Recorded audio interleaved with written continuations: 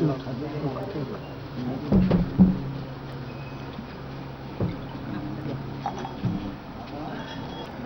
రాష్ట్రం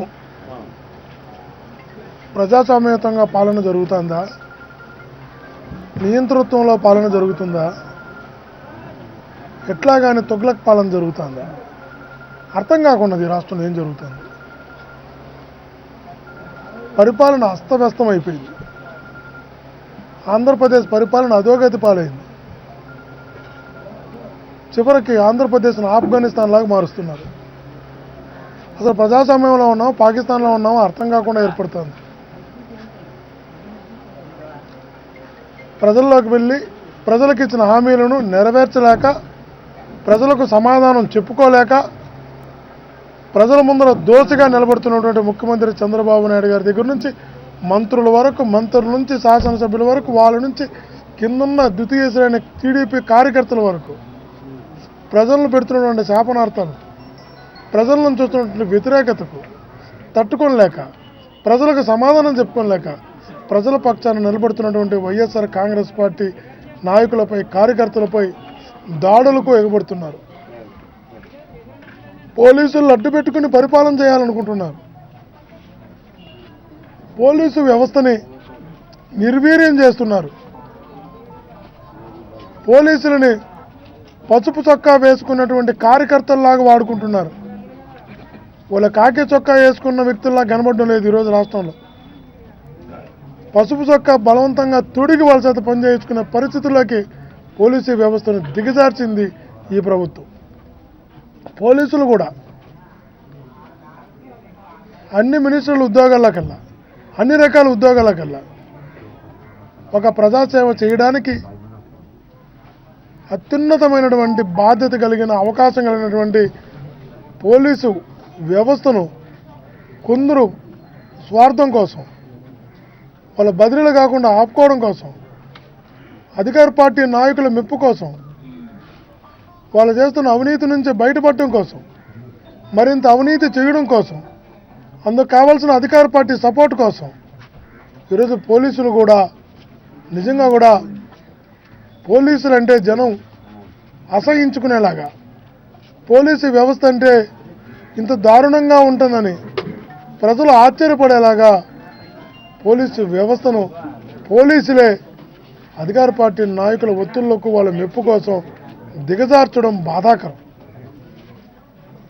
నిజంగా 35 ఏళ్ళు ఉద్యోగం, పోలీసు ఉద్యోగం చేస్తామని వచ్చినటువంటి పోలీసు వ్యవస్థలో ఉన్నటువంటి అధికారులు 3 ఏళ్ళు, 2 ఏళ్ళు, ఇంక 2 ఏళ్ళు నుండి వెళ్ళిపోయే ప్రభుత్వం కోసం ఎందుకు తగతగలాడుతున్నారో అర్థం కావడం లేదు. తర్వాత కూడా ఉద్యోగం చేయాలన్న విషయాన్ని ఎందుకు మర్చిపోతున్నారో అర్థం కావడం లేదు. ఇంత నిరంకుశంగా, ఇంత అప్రజాస్వామికంగా, ఇంత నిబంధనలకు విరుద్ధంగా, ఇంత న్యాయం, ధర్మం అన్నది పక్కన పెట్టి ఇంత దుర్మార్గంగా నిర్ణయాలు తీసుకుంటున్న పోలీసు వ్యవస్థలోనే కొందరు అధికారులు చంద్రబాబుతో పాటు వీళ్ళు కూడా ఉద్యోగాలు వెళ్ళిపోవాలనుకుంటున్నారా? మాకు అర్థం కాకుండా అలా నిర్ణయం తీసుకొని చంద్రబాబు మేము 2.5 సంవత్సరాలు ఉంటామనుకోవడం లేదు. చంద్రబాబు అంత ప్రజా వ్యతిరేకత ఉంది. ప్రజా ఉద్యమం ఏ క్షణంలో ఉపెత్తున ఎగిసిపడి చంద్రబాబు ప్రభుత్వాన్ని కూకట వేళ్లతో పెకిలించే రోజు తొందరలో రాబోతున్నది.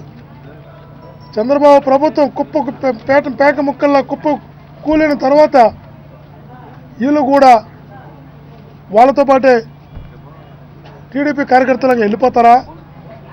మరలా వచ్చి పోలీసు అధికారులుగా ఉద్యోగం చేస్తారా? ఒక్కసారి ఆలోచించుకోవాలి. ఊడితే ముక్కు, తుమ్మితే ఊడిపోయే ముక్కు లాంటి ఈ ప్రభుత్వం కోసం మీ ఉద్యోగాలను మీరు పణంగా పెట్టడం, ఈ వ్యవస్థనే పణంగా పెట్టడం, టీడీపీ వ్యక్తుల స్వార్థపూరిత నిర్ణయాలకు వీళ్ళు బలి కావాలనుకోవడం బాధాకరం.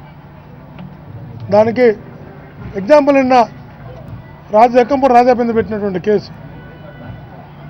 రాజా మీద ఎందుకు కేసు పెట్టాల్సి వచ్చింది? ఎన్నిసార్లు కేసులు పెడతారు? ఎన్నిసార్లు అరెస్ట్ చేయాలనుకుంటారు? ఎన్నిసార్లు జైలుకి పంపాలనుకుంటారు?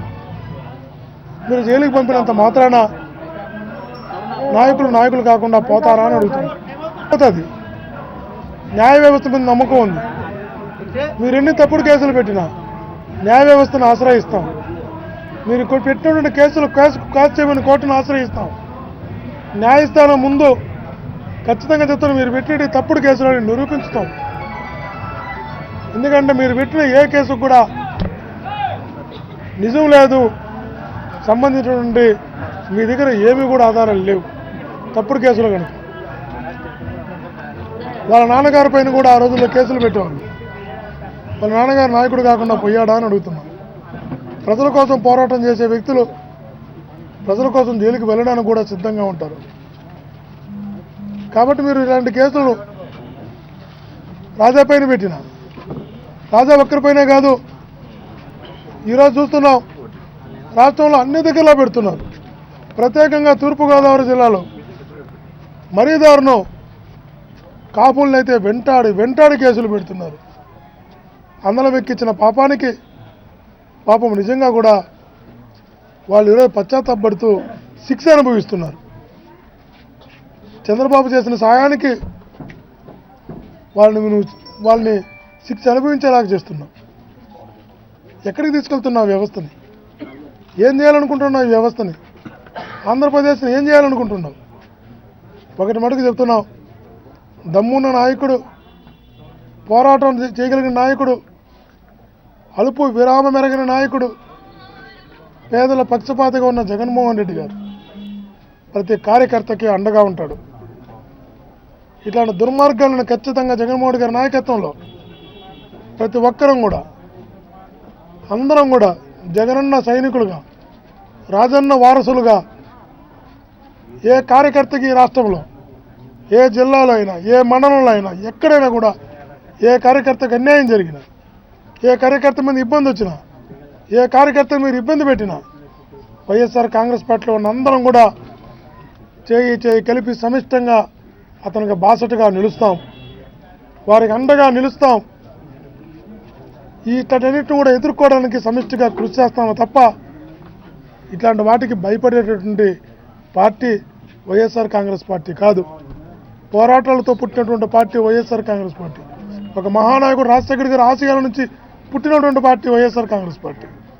కాబట్టి మేము ఏ కార్యకర్తకైనా కూడా ఇబ్బంది వస్తే అందరం అండగా ఉంటామని, ఎవరు కూడా భయపడవలసిన అవసరం లేదని, ఎంతకాలం ఈ దుర్మార్గపు చర్యలు జరుగుతాయో మేము కూడా వాటి అంతు చూడడానికే సిద్ధంగా ఉన్నామనే విషయాన్ని కూడా తెలియజేస్తూ ప్రతి కార్యకర్త కూడా ధైర్యంగా ఉండవలసిందిగా విజ్ఞప్తి చేసుకుంటున్నాం.